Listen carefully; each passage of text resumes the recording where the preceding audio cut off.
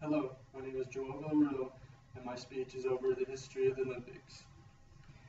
If I were to ask you what is the most viewed sporting event that comes around every 4 years, what would first pop into your mind?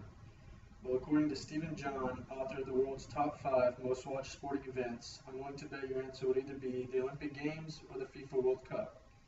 Now, if I were to ask you which one of these sporting events originated first, you would probably be saying the Olympic Games. Every 4 years, the Olympic Games brings excitement, joy, and even competition to millions of people all over the world. The Games aren't just a competition, but an opportunity to represent your country with honor. The Olympics has been around for ages. Being held every 4 years, it is one of the most highly anticipated sporting events around. However, there was a period where the Olympics did not exist anymore. Thanks to persistence and dedication, the Olympics returned, and many athletes received the chance to make a huge impact on the Olympics. Let's start with the ancient history of the Olympic Games. Jennifer Rosenberg wrote, according to legend, the ancient Olympic Games were founded by Heracles, a son of Zeus. Yet the first Olympic Games, for which we still have written records, were held in 776 BC, although it is generally believed that they had already been going on for more years before that. According to Groyler Online's New Book of Knowledge, one legend about the origin of the Olympic Games revolves around Zeus. It was said Zeus once fought his father, Kronos, for control of the world. After Zeus defeated his father, a temple and immense statue were built in the valley below to honor him. The valley was called Olympia, and eventually it became the site of the Olympic Games. Religion played an important role in the upcoming of the Olympic Games. According to Olympic.org, the Olympic Games were closely linked to the religious festivals of the cult of Zeus. According to specialists, the Olympic Games owed their purity and importance to religion. Although religion played a role in Olympics, it was also religion that caused the Games' downfall. In AD 394, the Roman Emperor Theodosius, a Christian who considered the Games a pagan festival, ordered them stopped. The Olympic Games has not always been an abundance of sports and athletic events. At the 776 BC Olympics, there was only one event, the one-stage race, which was won by a cook named Coroebus. This was approximately a 200-meter foot race ran an Olympic track from one end to the other. For the first 13 Olympic Games, the only event was a one-stage run, but over the years, new sports were added to the Games. The ancient Olympic Games were initially a one-day event until 684 BC, when they were extended to 3 days.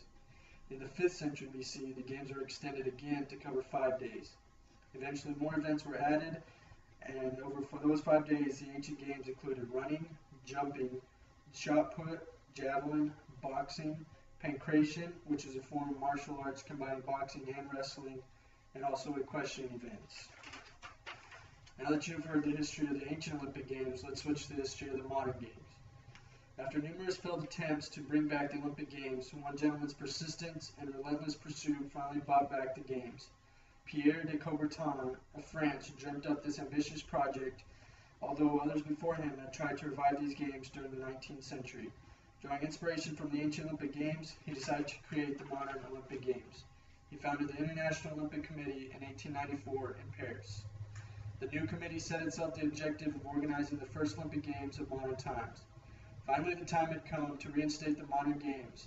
The date of the first Games, 1896, marked the beginning of an extraordinary adventure that has now lasted for over a century. The 1896 modern-day Olympics were dedicated to remembering the ancient Olympics in many ways.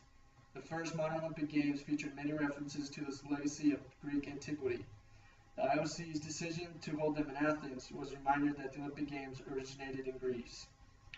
Although the modern Games reflected the ancient Games in many ways, they also had a significant amount of differences. The first modern-day Games were held in Athens in honor of the ancient Games, but now, each edition of the modern Games take place in a different city and country. The ancient Games were very short and quick, ranging from 1 day to 5 days. Today, the official duration is no more than 16 days. Unlike the ancient Olympic Games, athletes in the modern Olympic Games were from all parts of the globe. The modern Games are open to all. The 245 participants in Athens in 1896 came from 14 different countries. Women finally had the opportunity to compete in the Olympic Games. Women made their Olympic debut at the 1900 Games in Paris. Now that you have learned about the histories of the ancient and modern Olympic Games, let's now learn about a few important athletes in Olympic history: Tommie Smith and John Carlos. In 1968, during America's Civil Rights Movement, John Giddings called it the most popular medal ceremony of all time. The photographs is two black American sprinters, Tommy Smith and John Carlos, standing on the medal podium with heads bowed and fists raised at the 1968 Games not only represent one of the most memorable moments in Olympic history, but a milestone in America's civil rights movement. With Smith's right hand raised and Carlos's left hand raised, they formed an arc of unity and power. The black scarf Smith wore represented black pride, and their black socks and no shoes represented black poverty in racist America. Michael Phelps. The New York Times has Karen Krause writing that Phelps says, "I wanted to change the sport and take it to another level." Phelps not only wanted to win, but he wanted to inspire and change the world's views of swimming. Missy Franklin added, "He has done a world of difference for swimming. He has really brought swimming onto the scene and gotten so many more people involved. Just what he's done is incredible, and he's kind of made people rethink the impossible, rethink what they can do and how to push themselves." Phelps set out on a mission to change the image of the sport. His coach Bob Bowman added, "It means Michael's done what he wanted to do, affect the sport of swimming." I hope that you have all found the history, similarities, and differences in the information about influential athletes of the Olympic Games very informative and exciting. Although the Olympics only takes us every 4 years, it is still one of the most highly anticipated sporting events around. Athletes have come and gone, won and lost, and represented their sport and country with honor and inspiration. Who is going to be the next highly influential athlete of the Olympic Games? I suppose we will have to wait until 2016 to find out.